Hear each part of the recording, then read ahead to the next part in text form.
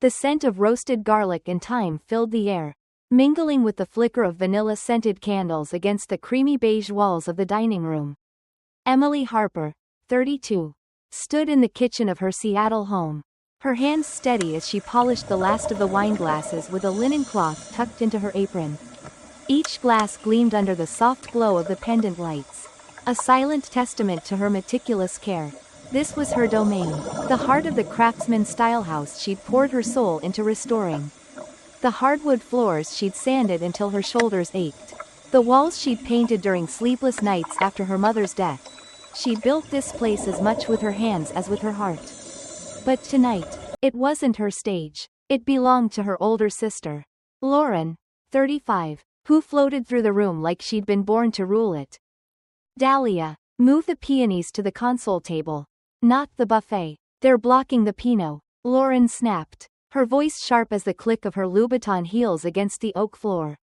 Emily bit the inside of her cheek, nodded, and adjusted the flowers. She'd spent the day chopping vegetables, simmering sauces, and scrubbing countertops, making every detail look effortless.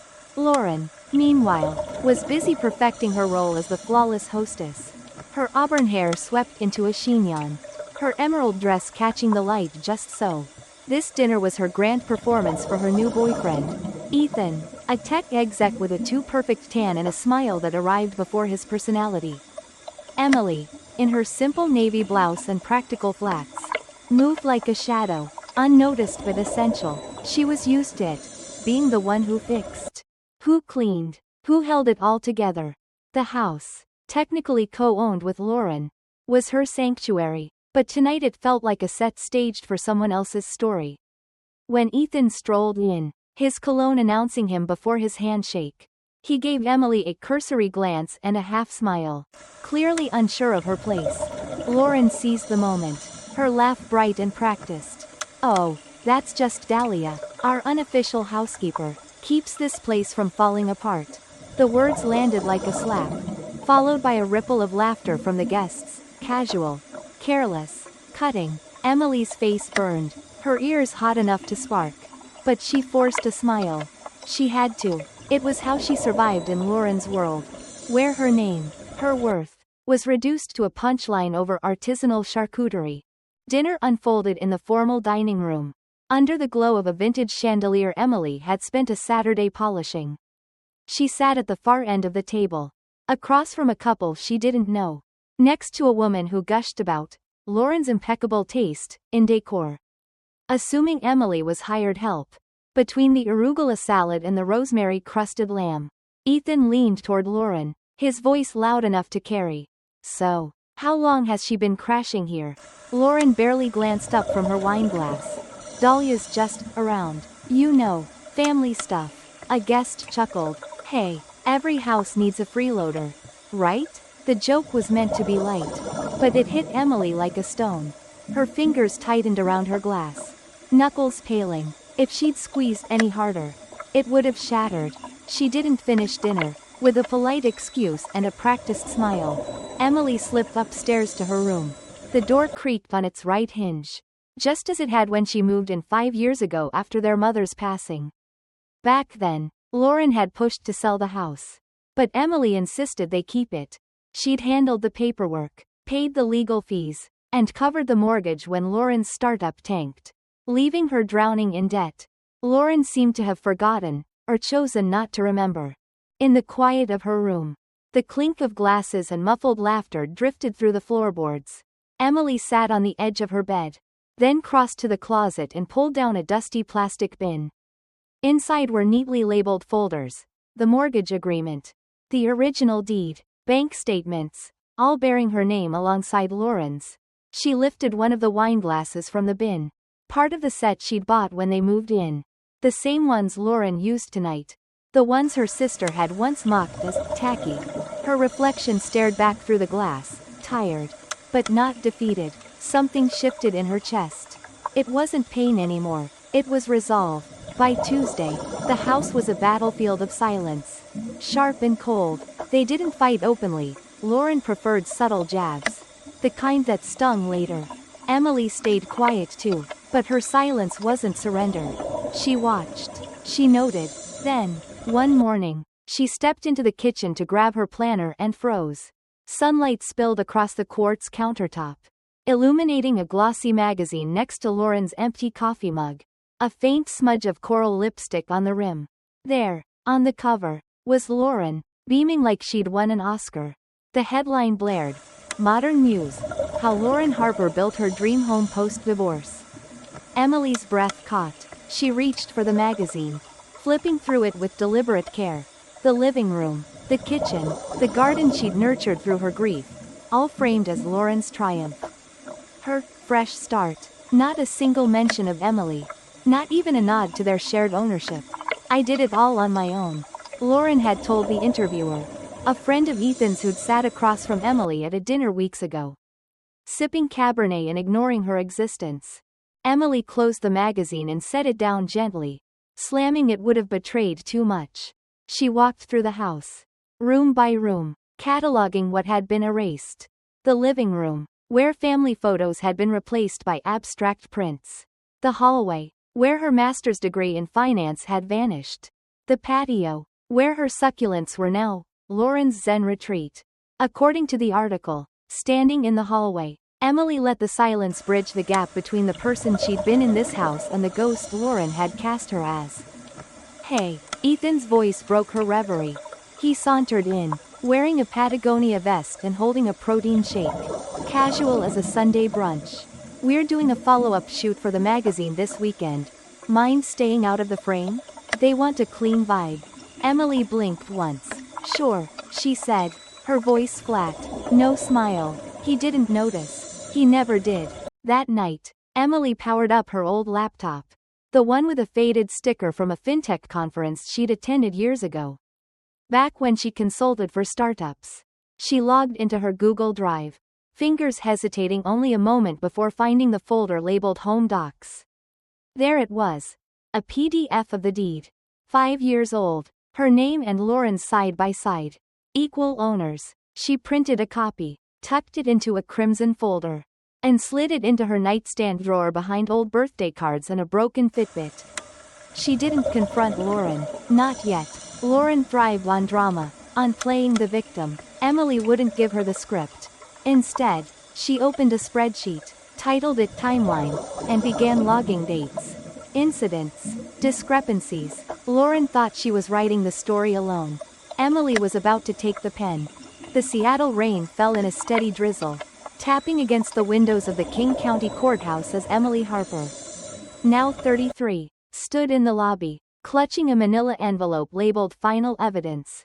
Inside were the documents that had unraveled her sister Lauren's carefully spun narrative, the original will from their mother. Notarized and unequivocal, naming Emily as the sole heir to the Craftsman House on Maple Street. The forged refinance applications bearing Lauren's practiced imitation of Emily's signature. Screenshots of 5 years' worth of mortgage payments. All from Emily's account, and a USB drive with timestamped video clips of Emily's unseen labor, scrubbing floors, fixing leaks, planting the garden Lauren claimed as her own. The weight of the envelope felt like a shield, not a burden. After months of silent battles, today was the day Emily would reclaim her story.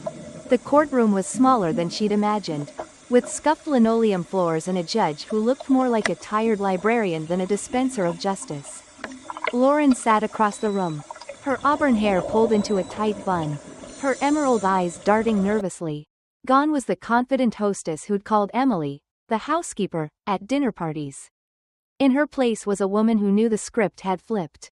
Ethan, Lauren's boyfriend, was nowhere to be seen. Rumor had it he'd moved to a condo in Bellevue after the truth came out. The hearing was swift. The judge reviewed the evidence, asked a few clarifying questions, and issued a ruling. The house was Emily's, solely and legally. Lauren had 30 days to vacate, with no claim to equity or assets. Emily didn't smile or cry. She simply nodded, thanked her attorney, and walked out into the rain, feeling lighter than she had in years. 2 weeks later, the house was listed. Emily didn't linger over the decision. The Craftsman, with its creaky floors and rosemary-scented kitchen, held too many ghosts, memories of betrayal, of being erased in her own home. A young couple, both teachers with a 3-year-old daughter, fell in love with the garden Emily had tended through her darkest days. She didn't tell them she'd planted every lavender bush and peony, but she smiled when they mentioned wanting to keep the raised beds. The sale closed in 10 days. The proceeds wired to Emily's account. She didn't look back. Emily and her daughter, Mia, 8, moved into a cozy apartment in Capitol Hill. A third-floor walk-up with a tiny balcony just big enough for a bistro table and a potted tomato plant. The space was theirs, uncluttered by Lauren's shadow, free of the weight of a house that had become a battlefield. Mia, with her gap-toothed grin and boundless energy, bounded through the apartment, hanging wind chimes on the balcony and taping her drawings to the fridge. One evening, as the chimes tinkled in the breeze, Mia looked up at Emily, her brown eyes serious. "Mom, are we happier now?" Emily brushed a curl from Mia's forehead and said, "We're freer now, kiddo." Mia nodded, satisfied, and went back to watching the sunset paint the sky over Puget Sound. Lauren, meanwhile, had vanished from the scene. Word around the neighborhood was she'd rented a studio in Tacoma. Her social media accounts suddenly private. Her modern muse persona reduced to a footnote. Emily didn't seek her out. Revenge wasn't her goal, reclamation was. She'd spent too long being the silent backbone, the one who fixed what Lauren broke, who paid the bills while Lauren posed for magazine covers. Now, Emily was writing her own story, one where she wasn't a prop in someone else's spotlight. The transition wasn't flawless. Whispers followed Emily at Mia's school drop-off, where some parents avoided her gaze. Others offered tight-lipped smiles. Lauren's narrative had left its mark, painting Emily as the freeloader sister. But Emily didn't correct them. She let the silence speak, knowing the truth was hers to hold. At night, she'd sit by the apartment window with a mug of chamomile tea, her leather-bound journal open on her lap. She didn't write about pain anymore. Instead, she jotted down plans. A weekend trip to Olympic National Park with Mia. A new consulting gig in fintech. A cooking class just for fun. The pages weren't about survival, they were about thriving. One afternoon, while picking up pad thai from a food truck on Pike Street, Emily passed a bookstore with a sign in the window, "New chapter coming soon." The trim was freshly painted in a soft seafoam green, and through the open door, she saw shelves being stocked with novels, the air thick with the scent of fresh paint and possibility. She stood there, longer than necessary, feeling a spark she hadn't felt in years.